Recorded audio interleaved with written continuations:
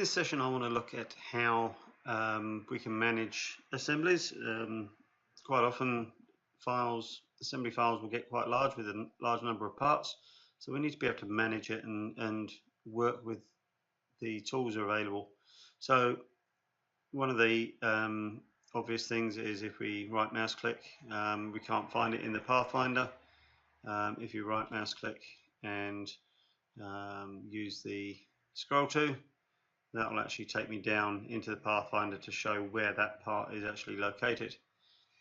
We can also right click on the Occurrence Properties, and within here you have the position of the part relative to the assembly origin, but you can actually make parts not selectable. So when you're hovering over it, it's not flashing up in the way. So occasionally you may want to sort of just hide that part so that it's not cluttering up the selection when you're trying to pick on smaller parts. So let's imagine that we want to hide all of these parts. We can just look at the name of the file. So this one's a claw W. I can go into my select tools and create a new query. So any of those properties that we were just looking at, we can create a search for. We had that in the file name. We want to say that it contains the word claw. So if we add that to our list, we could add multiple things in here to sort of fine tune that a little bit, but that creates a query over here. So if I double click on that, you can see that it selects all of the parts really quickly. One other way that I could do this is to select this, and if I go down into my options over here, we can say select all identical parts. So within Solid Edge you have the ability to have different configurations. So these are different display options, so you can hide and show parts, so you can work within a specific region. So I could say that I want to have something that only shows those or has that as a selection. So if I add that in, we can then sort of have a subset where we have, say, the belt drive and the claws, and that just shows you the configuration here. Or we could have dual arms and claws, and you can see the different configurations that come up. So if we go back to all, that shows just this one arm configuration. So if you want to edit the properties on a file as a whole, we can come down Info and go into Property Manager, and you can see that we can, if I expand all of this, see that we've got information available to all of them. So where we've got like keywords in here, we could add in looking at what else we've got, we could add chlorine here as a keyword.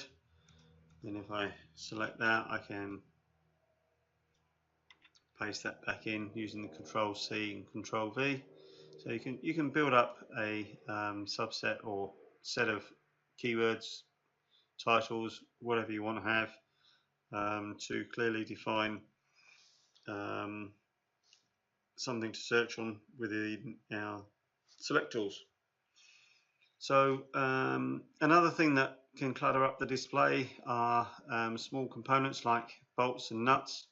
So over here we have a tool which is select parts by size, and that starts with the minimum, which is nothing. So it then tracks through and finds the smallest part and selects those, and if we keep clicking to increase that,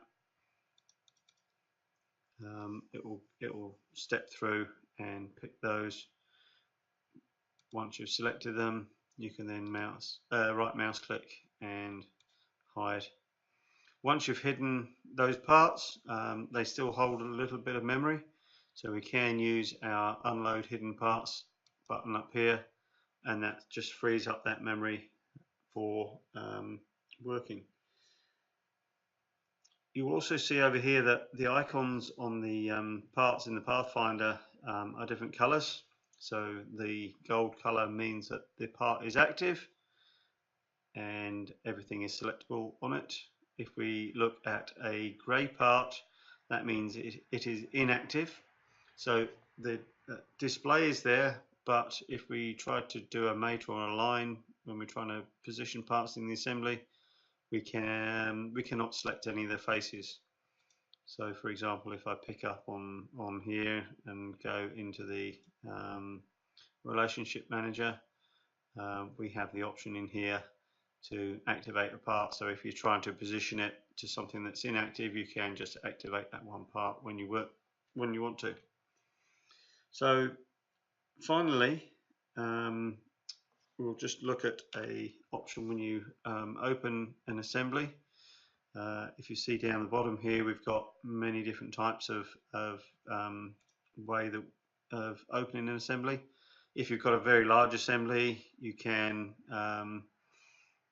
open it with a display configuration. You can specify with the solid edge options, you know, how it's going to manage a small or medium or a large assembly.